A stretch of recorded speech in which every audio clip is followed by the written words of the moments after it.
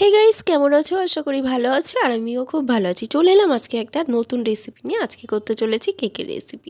একটা মিক্সিং বোলের মধ্যে আমি কিছু বিস্কুট আর বাদাম দিয়ে ওটাকে পাউডার করে নেবো। এখানে আমি এখন 1.5 বাটি সাদা তেল ইউজ করছি, একটা ডিম, আর করব চিনি। চিনিটাকে আমি পাউডার বানিয়ে নিয়েছি, তাহলে ভালো তাড়াতাড়ি মিক্সিংটা হয়ে যাবে।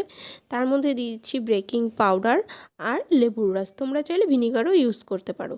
1 কাপ দুধ দিয়ে নিয়েছি, তো দুধ আমি অল্প অল্প দেবো আর মিক্সিং করব। তার মধ্যে দিয়ে দিচ্ছি এই যে করে রাখা আগে থেকে বিস্কুটের পাউডারটা আর 2.5 বাটি ময়দা। তার মধ্যে আবারও অল্প দুধ দেবো আর মিক্সিং করব। আমি এখানে একটা 5 টাকার আমুলের প্যাকেট ইউজ করেছি, এটা অপশনাল, তোমরা চাইলেও দিতে পারো। কালারের জন্য এখানে আমি একটু চিনি দিয়ে এরকম করে জ্বালিয়ে নিচ্ছি। দেখতেই পাচ্ছ কত সুন্দর কালার হয়েছে, দিয়ে দিলাম। তার মধ্যে দিয়ে দিচ্ছি ফ্লেভারের জন্য ভ্যানিলা এসেন্স আর দেবো কফির লিকুইড। তো এই যে আমি সব উপকরণগুলোকে আবারও ভালো করে ফেটিয়ে নেব। যত ভালো করে তোমরা ব্যাটারটা বানাবে ততই কেকটা সুন্দর হবে, সফট হবে এবং ফুলবে। একটা বলে চারি সাইডে সাদা তেল মাখিয়ে নিচ্ছি, তার মধ্যে এই যে পেপার দিয়ে ব্যাটারটা ঢেলে দিচ্ছি। একটু উঁচু করে ঢালবে ব্যাটারটা, তাহলে ভালো হবে। ডেকোরেশনের জন্য আমি কিছু ড্রাই ফ্রুট নিয়ে নিয়েছি, তোমরা তোমাদের পছন্দ অনুযায়ী ড্রাই ফ্রুটগুলো দিতে পারো।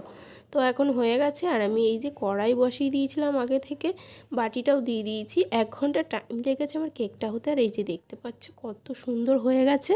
তোমরা এরকম বাড়িতে বানিয়ে খেয়ে দেখবে, আশা করি ভালোই হবে। আর আমার ভিডিওটা তোমাদের কার কেমন লেগেছে অবশ্যই আমাকে কমেন্ট সেকশানে জানাবে। ভিডিওটা যদি ভালো লাগে তাহলে একটা লাইক করে দেবে।